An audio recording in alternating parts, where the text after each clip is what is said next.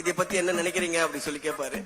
எனக்கு இது எல்லாமே கரெக்டா இருக்கு சார். பட் இந்த கவினோட ஹீரோ கேரக்டரைசேஷன் கூட ரொம்ப கிரேவா இருக்கிற மாதிரி இருந்ததுன்னா அதெல்லாம் இவர் தான் அந்த கருப்பெல்லாம் கொஞ்சம் சரி பண்ணிருக்காரு நினைக்கிறேன். அந்த கிரே எல்லாம் ஆக்சுவலா அவன் பேச்சை கேட்டிருந்தா டோட்டலாவே வந்து விக்ரன் வந்து கவினை எப்படின்னா கவினோட ஹேட்டரா இருந்து படம் ஒரு கதை படம் எப்படி பண்ண முடியுமோ அந்த மாதிரி இருந்தது. இது டேய் இவன் யாருன்னு நல்லா விசாரிச்சுக்கோ, உனக்கு முன்னால் யாராவது வேண்டாதவன் யாராவது இருக்கானான்னு சொல்லி அதுக்கப்புறம் நான் அதே கதையை தேர்ட் டைம் கேட்கும் போது சார் வந்து அந்த இதெல்லாம் கட் பண்ணி பக்காவா பண்ணிருந்தாரு.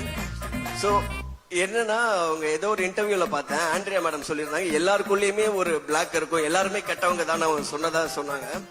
அவன் எல்லாம் டெய்லி ஏஞ்சி கண்ணாடி நிறைய பார்ப்பான் போல இருக்கு.